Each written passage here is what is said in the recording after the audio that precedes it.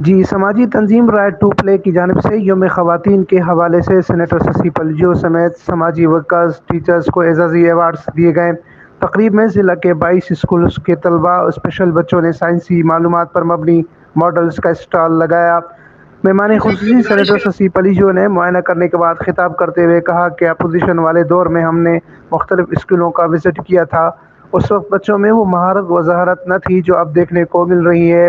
ہم چاہتے ہیں کہ ٹھٹہ کے بچے تعلیمی میدان میں آگے بڑھیں اور اپنے ملک و ضلع کا نام روشن کریں۔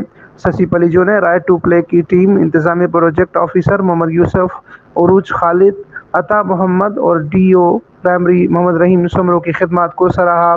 سینیٹر ششی پلجو نے مزید کہا کہ سندھ میں جاری ڈیجیٹل مردم شماری پر سب کو اعتراض و خدشات ہیں۔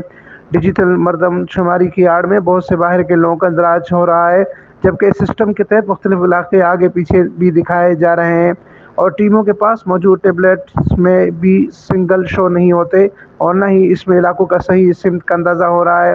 ایسے میں وفاق اس حوالے سے اپنی ذمہ داری کا ثبوت دے اور ڈیجیٹل مردم شماری پر اے پی سی بلائے۔ امین فاروقی، فارسٹون نیوز، ٹھٹہ، سندھ۔